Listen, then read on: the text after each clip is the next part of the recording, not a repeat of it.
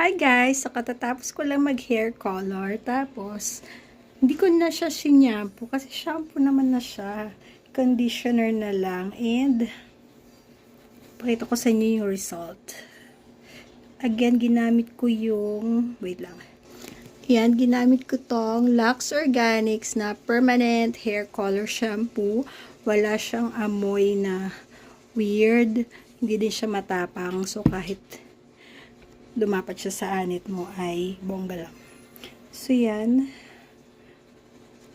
Natago niya na yung sumpa or yung aking early signs of aging. Ayan.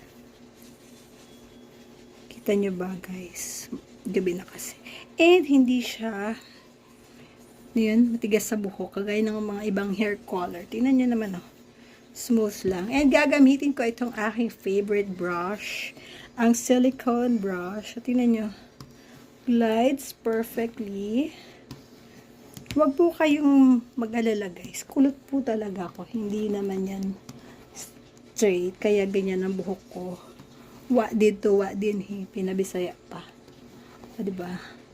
O, sa mga nagda-doubt dyan, gamitan natin ng straight comb. Kinonditioner ko lang yan, ha. Ito na bali yung pinaka-shampoo ko na binabad ko kanina. So, yan. Again, ito yung mga roots na kinulayan natin kanina. Nag-adapt naman siya sa ating previous hair color and yan, nag-conditioner lang tayo. Yan. Walang daya. Oh, kahit kulot yan, paka-smooth and diretso lang, walang sabit. Kala nyo. Siyempre, Lux Organics, Bikini Man. Yan, nilalagay ko na yung link dyan sa comment. Get yours now. And ito na din, silicone brush. O, diba? Sabi nila kasi kakapalaw yung buhok ko pag itong gagamitin eh.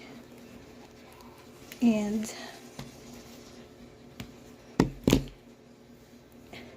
ang ating outfit for today's video. Diba? Sama-sama na yan together. Andyan na yung link sa comment. Okay? Get yours now.